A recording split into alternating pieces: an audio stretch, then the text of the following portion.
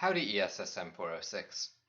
In this lecture, I'm going to introduce you to the key idea of some of the design principles. So in the last lecture, I said that people had taken these ideas from Garrett Hardin and realized they didn't work. They found that there were communities that were managing their resources successfully without either state intervention or private property rights being imposed from the outside. And Ostrom studied many examples of this. I've given you some readings, some of the examples from her book. She talks about water management in Southern California, a situation analogous to the situations many of you are studying here in Texas with overpumping of groundwater. She shows that people in California were able to solve this problem, and it's not like the state of California came in and imposed a solution. They actually figured it out themselves. I'm also giving you a reading by Arun Agrawal where he talks about a similar situation with the management of forests in Nepal. Many international experts thought that the state had to manage the forest to be sustainable, but actually once the state opened up and allowed communities to manage the forest themselves, they actually became more sustainable. And then in the reading by Andrews and Jansen, there's actually many different examples of this. So you have lots of examples to work with of situations where communities can come together to manage their resources. And you can think about whether in the case you're studying, this could be a potential. Maybe in some cases this is already happening, or in some cases maybe this could happen. Maybe communities could work together. So Ostrom found some commonalities in what makes these work. And there's 8 design principles. These are listed in page 72 of the reading by Andrews and Jansen. And you can also find them written up in other places, but this is a nice summary. And I just wanted to briefly, in a very short video, run through these and explain to you how these interconnect. The first idea is that for resources to be well managed, you need to have clearly defined boundaries. You need to know who's using the resource and where the resource begins and ends. You can imagine that this may be more difficult in some situations. So the classic example, open ocean fisheries, kind of anyone can come and use them. It's not really clear where the fish breed. We can't see the fish. So that tends to be a very difficult situation to manage, whereas, say, a forest near a community, people can see who's walking into the forest. We can all agree where the boundaries of the forest are. That might be a little bit easier. Then there has to be a fit between the rules that are used and the local conditions.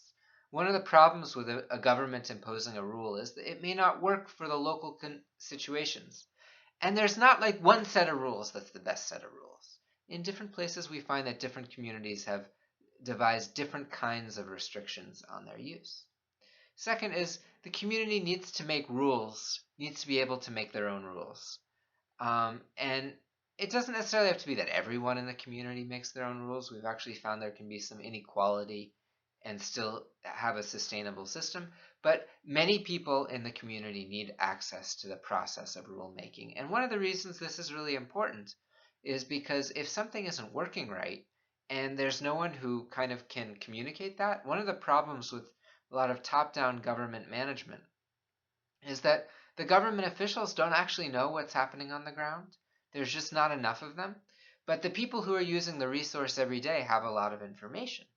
So if they have access to that decision-making authority and they see something isn't working, they might be able to make a change. Another thing is monitoring. And by monitoring, I mean something different than what you've probably learned about in some of your more ecologically minded classes. Although ecological monitoring is important, what we find really important is monitoring the people who actually use the resource. So making sure that everyone's following the same rules.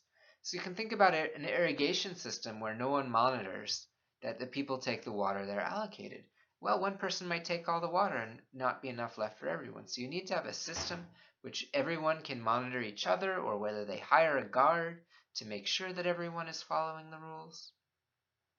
And there needs to be sanctioning mechanisms, so people who break the rules need to be punished. But often we find that in these very successful systems, the punishment for breaking the rule once is not very severe. Because maybe some people, we don't want to just drive everyone out, right? But when people are repeated rule breakers, then they get sanctioned very severely. So Ostrom talks about there being a need for graduated sanctions. The last two relate to kind of the larger sphere. So there needs to be conflict resolution mechanisms. If the people using the resource come into conflict, they need to be able to resolve their differences.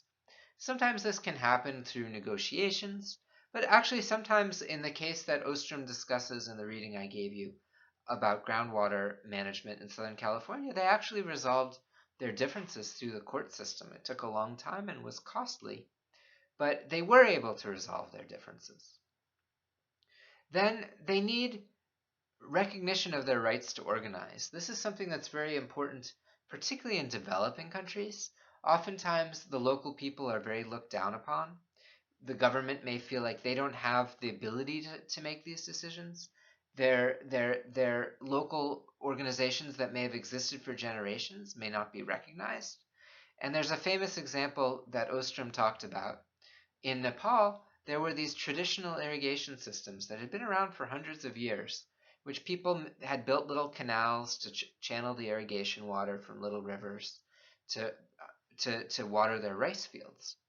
And the government came in and said, well, this is very inefficient. These canals leak. They don't have the best modern technology. They're losing water from the canals. And they put in all of these very fancy, modern concrete canals that were much more efficient, steel gates. But they didn't recognize that a big problem with irrigation is just getting the people to cooperate and monitor each other.